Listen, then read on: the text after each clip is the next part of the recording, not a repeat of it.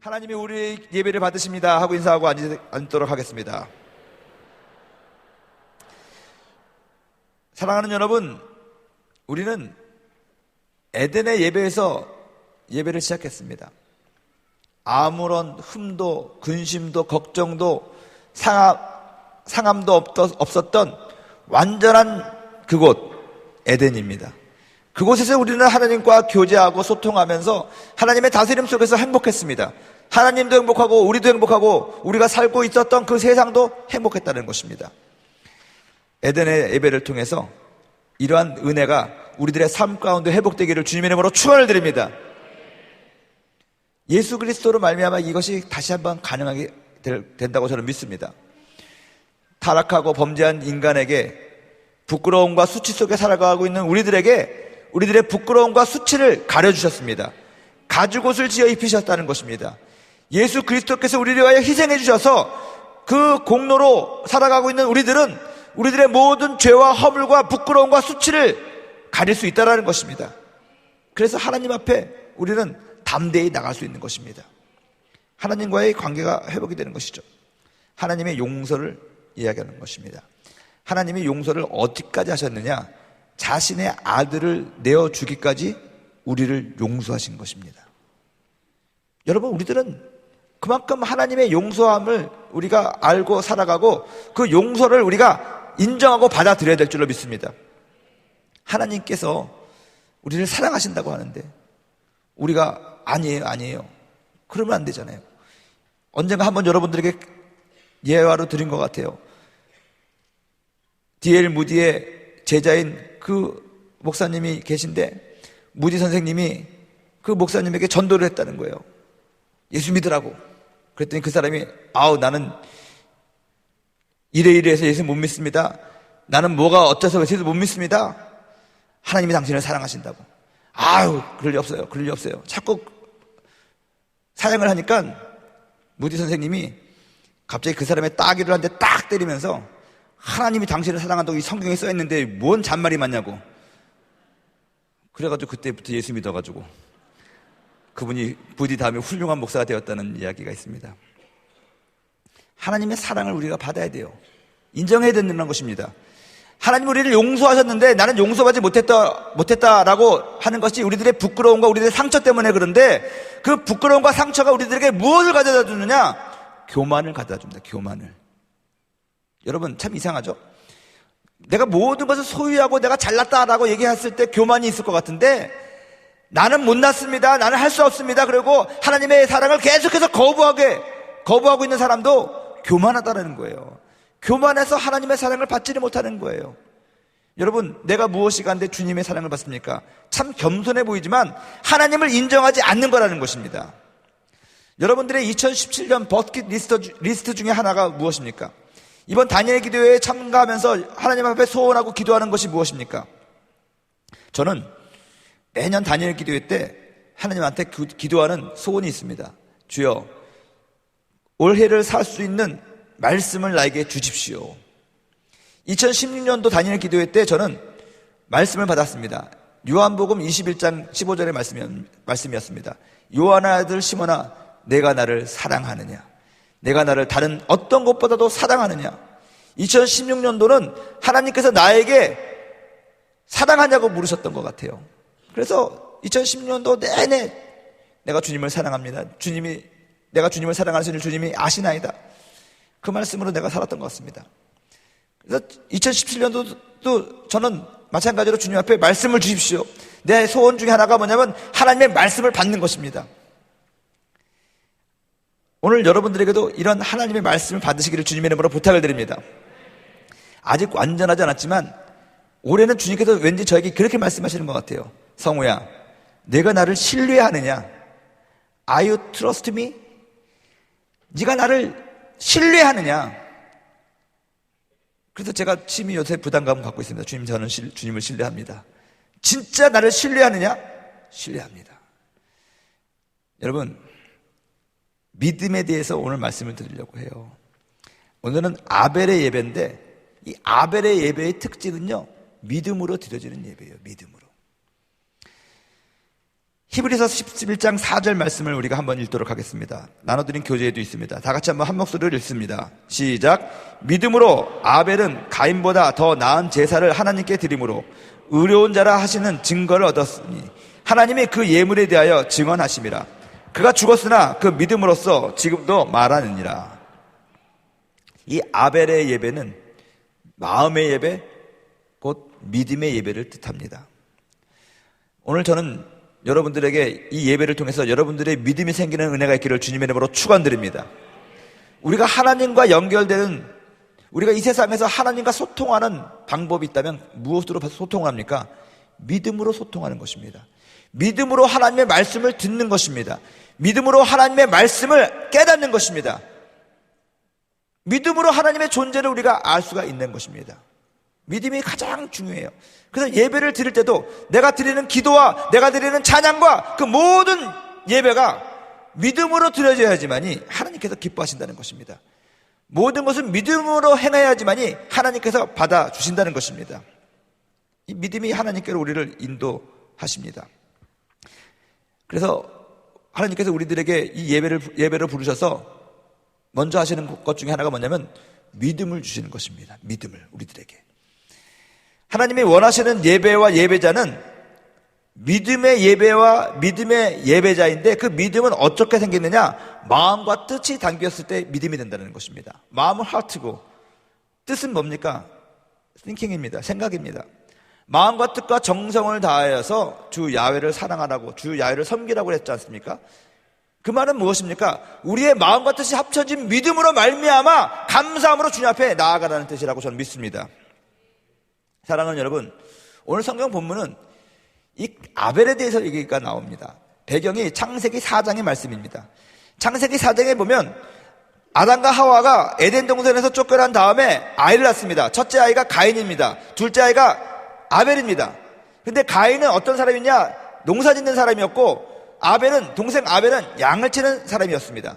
근데 그 두 사람이 세월이 흐른 다음에 하나님 앞에 제사를 드립니다. 근데 하나님께서 가인의 제사는 안 받으시고 아벨의 제사는 받았습니다. 그러자 가인이 화가 나서 얼굴이 불그락 하니까 하나님께서 가인에게 너 왜 화를 내냐고 물어봤습니다. 그러고 나니까 가인이 화가 나가지고 들로 자기 동생을 부른 다음에 아벨을 돌로 쳐 죽여버렸습니다. 하나님이 가인으로 하여금 아벨이 어딨냐고 물어보니 내가 내 동생을 지키는 자냐고 따지고 하나님 앞에 대들었습니다. 여러분, 이 사건을 가지고 히브리서 기자는 뭐라고 얘기했느냐? 가인이 드리는 것보다 아벨에 드리는 예배를 하나님께서 받으시는 이유는 아벨이 믿음으로 드렸기 때문에라고 얘기하고 있습니다. 여기서 보면은요, 어떤 분들은 그래요. 이 방법에 대해서 엄청나게 얘기를 합니다. 사실 예배를 드릴 때 형식이 중요한지 의미가 중요한지 우리가 생각해 볼 필요가 있습니다. 형식과 의미 가운데서 우리는 늘 고민합니다. 너무 형식만 따지면 의미가 없어질 때가 있습니다. 또 의미만 너무 부여하다 보면 잘못된 형식으로 말미암아 그 의미가 전달이 안 될 때가 있다는 것입니다. 예배를 드려야 됩니다. 예배의 어떤 방법과 형식이 상당히 중요합니다. 하지만 그런 중요한 방법에도 불구하고 그 안에 의미가 포함되지 않으면 그거는 헛된 예배라는 것입니다. 헛된 형식이라는 것입니다. 이 성경 본문을 가지고 어떤 목사님은 이렇게 얘기합니다. 아이고, 하나님께서 피제사를 드리라고 했는데 가인은 피제사를 안 드리고 아벨만 피제사를 드렸기 때문에 하나님이 받으셨다. 틀린 말은 아니겠지만 이거는 방법론적에서 생각을 한 것입니다. 방법론도 중요하지만 존재론도 더 중요하다는 것입니다.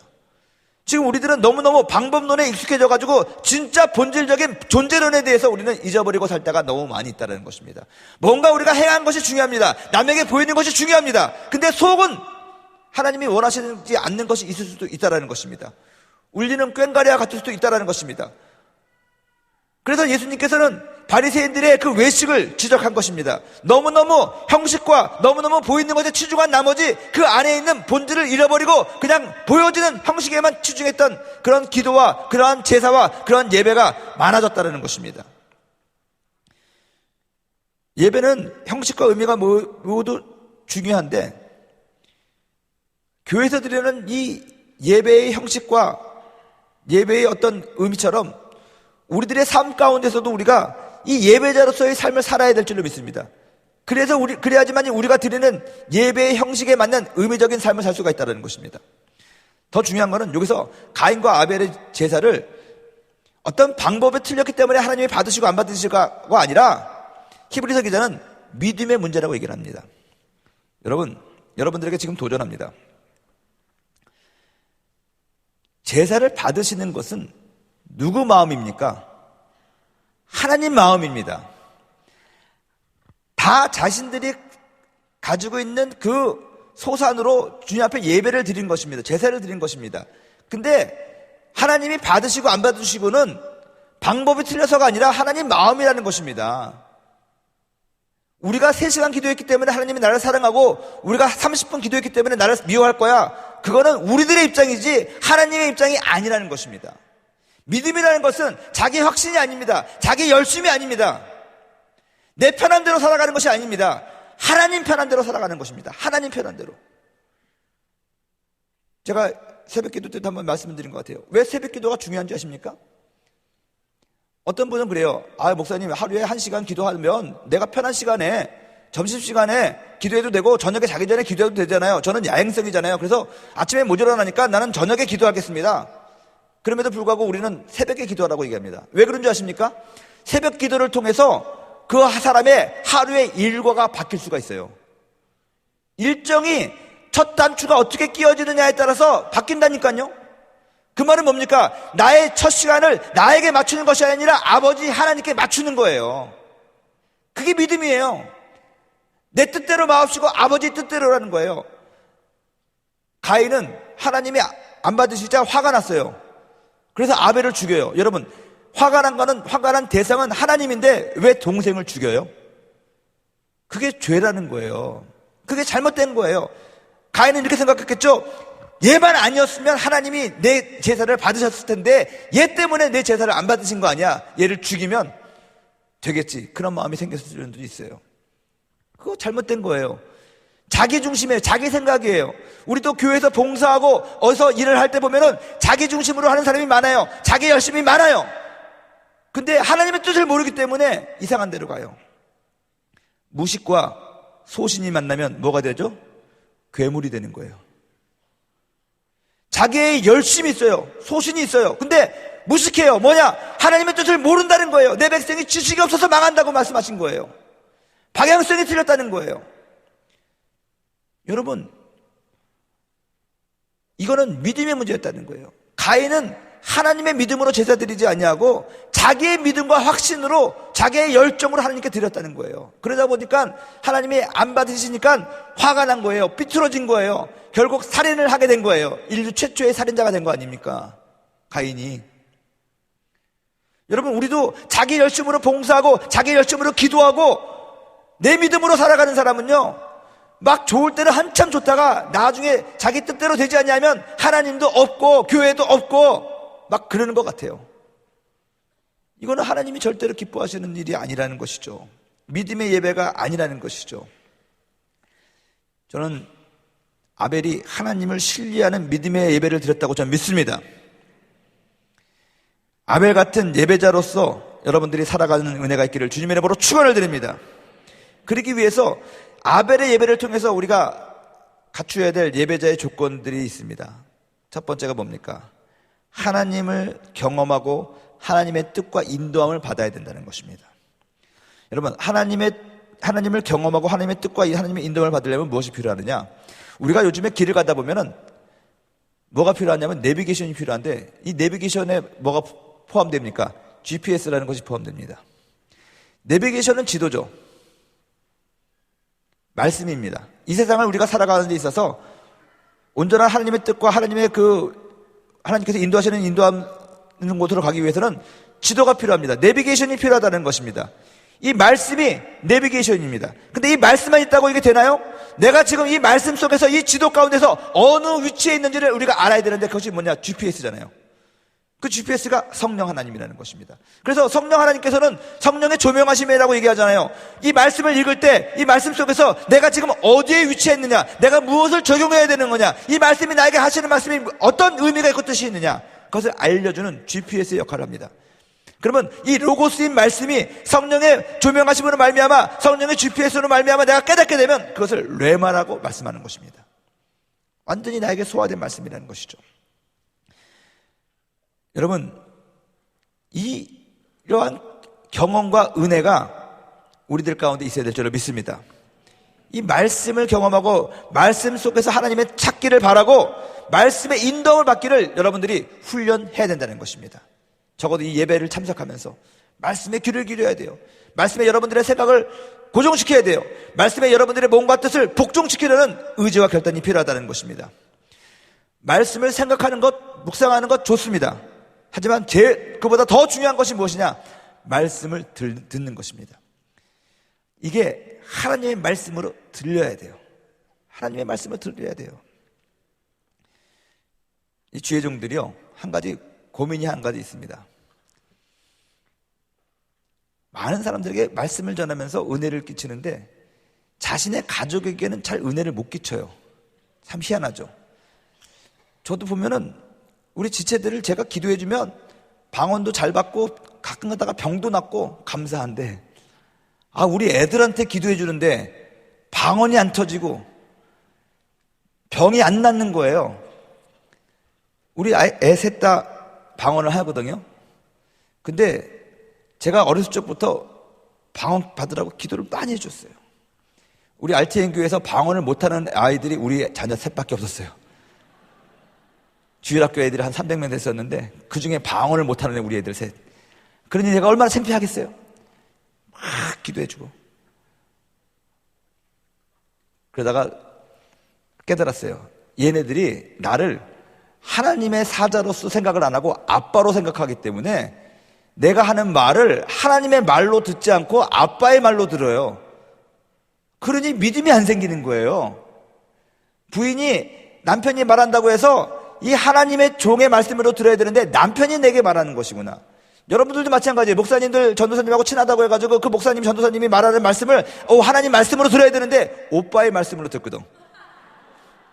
믿음이 안 생겨. 믿음이. 여러분, 말씀이 들리기를 여러분 위해서 기도해야 될 줄 믿습니다.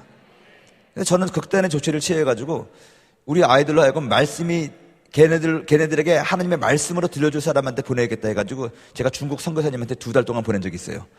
2달 동안 보내니까 성령 세례는 받았는데 다시는 중국을 안 간대요. 하루에 2시간씩 기도시켜가지고.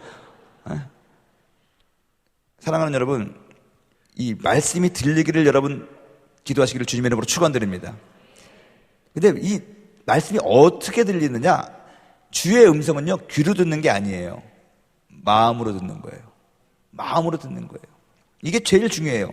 기도할 때 말씀을 듣고 그 말씀 부여잡고 기도해야지 하나님의 뜻대로 우리가 기도할 수 있는데, 그 말씀이 어디서 들리느냐? 내 머리에서 들리는 것이 아니라 여러분들의 가슴에서 들려야 된다는 거예요. 막 마음에서부터 들려야 된다는 거예요. 왠지 모르는 울컥함과 함께 막 찡한 감동과 함께 믿어지게 되는 것이고, 듣기 싫어도 귀를 막아도 들려지게 되는 것이고, 그러는 거예요. 용서하기 싫은데 용서해라. 사랑하기 싫은데 사랑해라. 뭐 그런 감동 있잖아요. 감동하심. 여러분, 오늘 제가 이 마음의 예배, 믿음의 예배라고 얘기했는데 이게 매우 중요합니다. 믿음과 마음은 매우 밀접하기 때문에 그렇습니다. 하나님께서 원하시고 보시는 것이 뭡니까? 믿음이잖아요. 믿음이 키워드예요. 키워드. 하나님은 말씀하셨습니다. 사람의 외모보다 그 사람의 중심을 보신다고 말했어요. 중심을. 잠언에서는 무릇 지킬 만한 것보다 내 마음을 지켜라. 생명의 근원이 거기서 남이라고 말씀하셨습니다. 하나님이 중심을 보십니다. 중심이 뭡니까? 마음이거든요. 왜 마음을 보는 것입니까? 그 마음 안에 믿음이 생기기 때문에 그렇습니다. 그 마음 안에 믿음이 자리 잡고 있기 때문에 그렇다는 것입니다. 우리가 어떤 마음을 품고 사느냐에 따라서 우리들이 소유하고 있는 믿음의 색깔과 믿음의 모양과 믿음의 크기가 달라진다는 거예요. 사랑하는 여러분, 이 보이는 것이 전부가 아니잖아요. 근데 우리는 세상을 살면서 보고 듣고 느끼는 것에 익숙해집니다. 4차원적인 존재예요. 우리는 영적인 존재인데 이 3차원의 세계에 살아가면서 우리는 점점 감각적이고 정말 눈으로 보고 만져지고 들리는 것에만 우리는 집착을 한다는 거예요. 외적으로 내면의 소리를 듣지 못해요. 내 속에서 말씀하시는 하나님의 음성을 듣지를 못하는 거예요. 맑은 물소리 같은 하나님의 음성을 똑똑똑 두드리는 하나님의 노크 소리를 못 듣는다는 거예요. 로마서에는 얘기합니다. 마음으로 믿어 의에 이르고 입으로 시인하여 구원에 이른다고 10장 10절에 나와 있는데, 이 말은 뭡니까? 믿음이라는 것이 마음과 육신의 합체라는 거예요. 아까 말한 것처럼 마음과 뜻이 담긴 것이 믿음이거든요. 그래서 온전한 믿음이 그를 구원하게 된다는 거예요. 이렇게 마음에서 들려지는 그 믿음에 우리가 동의하고 승복할 때 이것이 진정한 믿음이 된다는 것입니다. 그래서 여러분 설교 들을 때나 말씀을 묵상할 때, 읽을 때, 누구의 간증을 들을 때 아하 하는 경험한 적 있죠. 깨달아지는 거잖아요. 아하. 이게 뭐냐면 이 여러분들의 마음에 동의가 있는 거거든요. 선포되는 메시지와 선포되는 말씀에 아하 그랬구나 하면서 동의를 하는 거예요. 그때 믿음이 돼요. 선포되는 하나님의 말씀에 여러분들의 마음의 동의가 있을 때 그것이 진정한 믿음이 된다는 거예요. 마음과 믿음과의 관계에 대해서 여러분 마지막으로 생각해 보기 원하는데, 진짜 믿음은 마음의 동의를 얻은 믿음이 진짜 믿음이 돼요. 그래서 내 생각과 나의 모든 상황을 초월해서 그 믿음이 나를 지배하는 거예요. 그래서 사람들이 환경을 보고 따라가는 것이 아니라 믿음의 소리를 듣고 따라가는 거예요. 내 눈에는 아무것도 안 보이고 내 귀에는 아무것도 안 들려고 내 손에는 아무것도 안 잡혀도 해보자, 할 수 있다, 하면 된다, 이렇게 되는 거예요. 여러분, 마음과 생각은 이성이죠. 그거는 달라요. 우리들의 마음과 생각은 다른 거 여러분 아시잖아요. 마음과 몸도 달라요. 마음 먹은 대로도 안 되고 생각하는 거대로도 안 되고 몸이 하라는 대로도 안 돼요. 중요한 건 여러분, 이 마음에서 들려지는 믿음에 우리가 동의하는 훈련을 해야 될 줄로 믿습니다. 예수님은 보이지 않는 믿음에 대해서 상당히 많이 언급을 하셨어요. 이 십계명을 얘기할 때도 간음하지 말라, 저 간음 안 했는데요. 보이는 것은 간음 안 했죠. 근데 생각으로 음욕을 품어도 간음했다고 그랬어요. 살인하지 말라, 나 사람 죽인 적 없습니다. 속으로 저 사람 죽여버리고 싶어, 그런 생각해도 살인한 거라는 거예요. 도둑질 하지 말라, 저가 도둑질 하지 않았는데요, 저 사람의 입은 저거 멋있어 보인다, 그래도 도둑질한 거라는 거예요. 예수님은 이 보이지 않는 것에 대해서 상당히 강조를 하시고 언급을 많이 하셨는데, 그만큼 우리들이 보이는 곳에 익숙해져서 그것에 지배되고 그것에 좌지우지 되기 때문에 그런 것이거든요. 근데 그러한 것들을 이제는 내려놓고 믿음의 소리를 듣고 믿음의 소리에 우리들의 마음의 동의를 해야 된다는 거예요. 근데 그게 동의가 잘 안 돼요. 마음은 원이라도 육신이 약하다고 했는데, 사실 알고 보면 마음의 원치가 않은 경우가 너무 많다라는 거예요. 여러분, 가식적이라고 하잖아요. 가식적. 마음으로는 싫어. 근데 겉으로는 좋아하는 척해요. 웃어도 그냥 웃어요. 속으로는 안 좋으면서. 그리고 속으로 딴 말이에요. 바보 같은 것 이렇게 하고. 그런 사람이 많아요. 목회자로 살면서 저는 회개를 많이 합니다. 왜냐하면 너무 가식적으로 많이 살아서 그래요. 목회를 하다 보면 성도들한테는 한없이 약하는 게 목회자예요. 성도들하고 저는 절대로 안 싸워요. 성도들이 나한테 싸움을 걸면 저는 무조건 져요. 무조건 질 거예요. 앞으로도 싸울 생각이 없어요. 성도한테 목사는 져야 되는 거예요. 근데 어쩔 때는 미워요. 짜증이 나요. 근데 그걸 갖다가 그 앞에 대고 짜증난다, 너 밉다라고 얘기하면 안 되잖아요.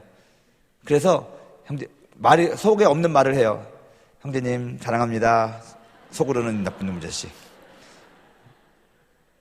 자매님 축복합니다. 무슨 축복은, 이런 생각하면서 가식적이잖아요. 근데 어느 날 기도하는데 하나님께서 저에게 말씀하셨어요. 하나님 앞에 정직하고 사람들 앞에 진실하게 해라. 그러면 싫은 거 싫은다고 얘기해요. 그럼 싫으면 싫다고 얘기하지 말고 좋아질 때까지 네가 먼저 기도를 해라. 그거 힘들어요. 그래서 싫은 사람을 좋아하게 기도해달라니까 기도하기가 싫어요. 진짜 더 짜증나는 거예요. 내가 왜 이래야 되는데요? 막 그런 생각 들어요.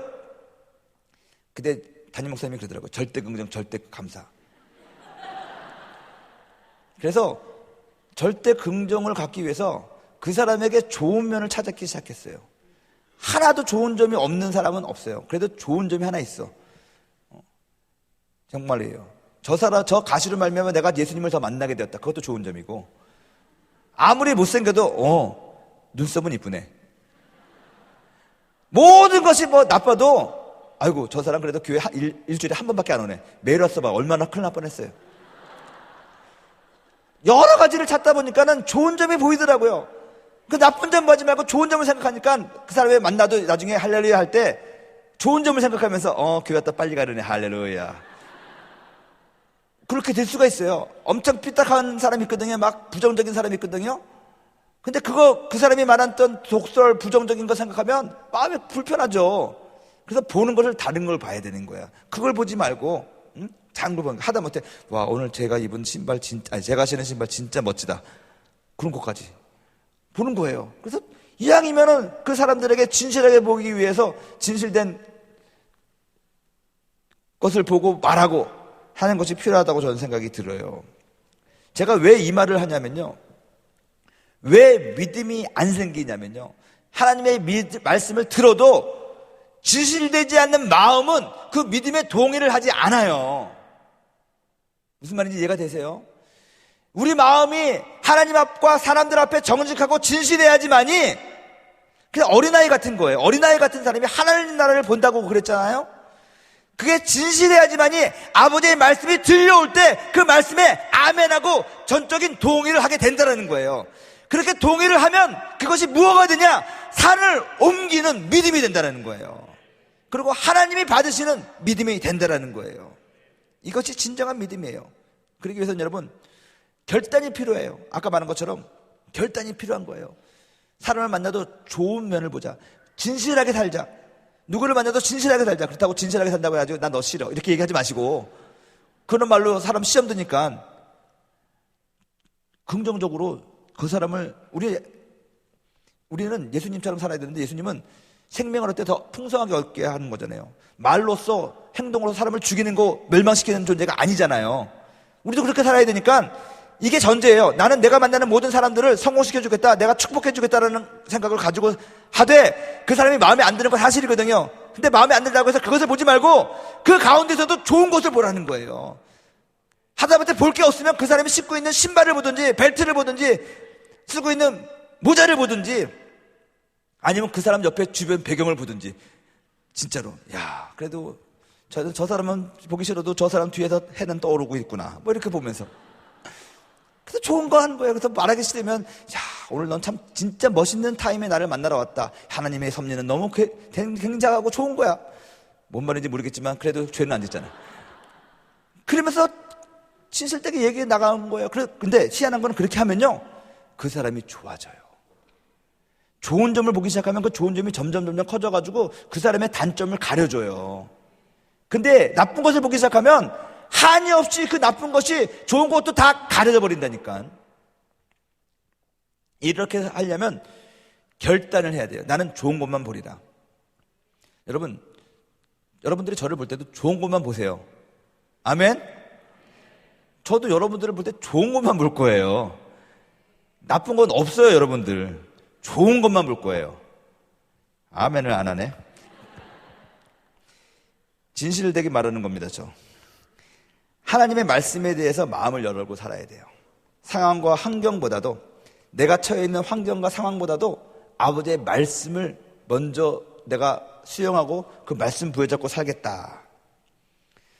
그런 마음으로 마음을 열고 설교를 듣고 아침 묵상을 하고 성경을 읽다 보면 그 보여지고 들려지는 그 말씀에 여러분들의 마음의 동의가 임하게 돼요. 그러면 그 말씀이, 동의된 말씀이 믿음으로 변해서 그 믿음으로 아버지 앞에 나와서 예배를 드리는 거예요. 찬양을 드리는 거예요. 기도를 올려드리는 거예요. 그러면 그것이 아벨의 예배가 될 줄 믿습니다. 마지막에 이렇게 썼어요. 아벨의 예배는 믿음으로 드려지는 예배입니다. 그리고 진정한 믿음은 마음의 동의가 요구된다는 거예요. 이 마음의 동의를요, 여러분 아까 말한 것처럼 의지적인 결단도 있지만 또 한 가지 중요한 핵심은요, 우리들의 마음을 움직이는 분은 누구냐면 예수 그리스도예요. 여러분 그거 경험하셔야 돼요. 예수님 때문에 형제를 사랑합니다. 예수님 때문에 자매를 사랑합니다. 이 예수의 이름이 얼마나 희한한지요. 절대로 용서할 수 없었던 사람도 예수님이 생각하니까, 예수님을 묵상하니까 그 미움이 없어지더라고요. 예수님이 키예요. 예수님이 가지고 오시잖아요. 우리가 우리의 부끄러움과 우리의 상처와 우리가 절대로 용납할 수 없고 받아들일 수 없는 그것도 예수님을 생각하면 우리 마음의 동의가 이루어지더라고요. 그래서 여러분 기도할 때 예수를 먼저 생각해야 돼요. 예수님을. 우리 오늘 기도할 때는 그래서 먼저 예수님에 대해서 포커스를 두세요. 예수님께 집중하라는 거예요. 그리고 예수님께 집중하면서 나의 뜻을 내려놓는 거예요. 예배라는 것이 뭡니까? 주를 높이고 나를 낮추는 거거든요. 그래서 오늘은 주님 앞에 이 믿음의 예배를 드리고 마음의 동의가 있는 예배를 드리는데 첫 번째 방법이 예수님을 생각하는 거예요. 예수님께 포커싱하는 거예요. 그 다음에 내가 원하고 내가 바라고 하는 내 뜻을 내려놓는 거예요. 그러고 나서 여러분들의 마음에 말씀이 들리나 안 들리나 보세요. 방언 기도 하시는 분들은요, 마음으로 어떻게 듣냐면요, 방언 기도를 막 하는데 방언 기도하면서 딴 생각하는 것이 아니라 방언에 집중해가지고 기도하면 갑자기 마음으로부터 음성이 들려요. 내가 지금 이렇게 기도하는구나, 이렇게 기도했으면 좋겠다. 그걸 알아요. 그냥 알아요. 그게 통역되는 거예요. 하나님의 음성이 이렇게 들려줘야 되는 거예요. 그러면 그다음부터는 간구해야 돼요. 어떤 간구를 하냐? 내가 듣는 이 말씀에 내가 복종하기를 원합니다. 내가 순종하기를 원합니다. 그렇게 부르짖을 때 믿음으로 올리는 예배가 되고 기도가 되고, 그 다음에 하나님께서 받으시는지 안 받으시는지는 그건 하나님 뜻이에요. 후회함이 없어요. 우리가 할 일 하는 거예요. 우리는 기도하는 것이 하나님 우리에게 일이고, 응답 주시는 것은 하나님의 일이고, 마귀의 일은 방해하는 것이고, 그게 다 구분이 되어 있는 거잖아요. 열심히 여러분들이 이런 것을 생각하면서 기도하시기를 주님 이름으로 축원드립니다. 아벨은 믿음으로 제사를 드렸어요. 믿음으로 예배를 드렸어요. 우리들도 믿음으로 예배를 드리고 믿음으로 기도하고, 그 믿음을 위해서는 하나님께서 하시는 그 말씀이 들려지고, 그 들려진 말씀에 여러분들의 마음을 복종시키고 동의해서 온전한 믿음을 여러분들이 느끼고 깨달은 상태에서 주님 앞에 찬양과 영광을 올려드리기를 간절히 축원드립니다. 오늘 이 예배 가운데 이러한 하나님의 은혜가 넘칠 거라고 저는 믿습니다. 그리고 아버지, 오늘도 기도할 때 주님께서 주시는 성령의 은사를 사모하면서 기도할 거예요. 첫 번째 단추가 성령 세례예요. 성령 세례 받기 위해서 부르짖어야 돼요. 근데 성령 세례 받는 증거는 방언이니까 방언을 해야 되는데, 방언은요, 어제도 몇백 분이 방언 받아가지고 저에게 말씀을 나눴는데, 방언은 소리잖아요. 언어잖아요. 여러분들이 입을 벌려야 돼요. 감사합니다, 할렐루야, 찬양합니다, 뭐라도 주님 앞에 여러분들이 외쳐야 된다는 거예요. 그리고 방언 이미 하시는 분들은 더 큰 은사를 사모하라고 그랬어요. 그게 통역이에요. 내가 하는 방언을 주님께서는 알게 해주신다는 거예요. 무슨 말인지 이해가 되시죠? 그래서 그거 사모하시고 기도하세요. 또 말씀의 은사, 예언의 은사, 치료의 은사, 주님께서 저에게 주신 확신은 이번 단일의 기도에는 분명히 하나님께서 주시는 은사가 각양각색의 은사들이, 온전한 교회를 이루기 위한 은사들이 우리들에게 주어진다고 말씀하셨어요. 그래서 오늘 이 단일의 기도에는 그런 수많은 은사들이 나타날 것이고, 그 은사들이 사용되어져서 치유가 일어나며 회복이 일어나며 아버지 하나님의 영광이 드러날 줄로 믿습니다. 우리 다 같이 자리에서 일어나셔서 우리 찬양 드리시고 우리 한번 기도하도록 하겠습니다. 아까도 불렀던 찬양의 열기, 마음의 예배, 이 찬양 들으실 때 기도할 것입니다. 방언하기 원하시는 분, 또 간절한 기도 제목이 있으신 분, 찬양하는 도중에 앞자리로 나와서 무릎을 꿇어주시기 바랍니다. 우리 교역자들은 안수 위치에 가셔서 우리 안수를 할 텐데 마찬가지예요. 기도를 여러분들이 받으세요. 주의 종이 손을 얹고 가면 하나님이 나를 만지시고 가시는구나 생각하고 기도를 받으시기 바랍니다. 그리고 더 간절하게 기도하시기 바랍니다. 더 간절하게 부르짖기를 주님의 이름으로 부탁을 드립니다. 오늘 주님께서 우리 가운데 역사하시사 성령의 세례 주시고 기도에 응답 주시고 믿음을 주실 줄로 믿습니다. 아멘. 우리 찬양 드립니다.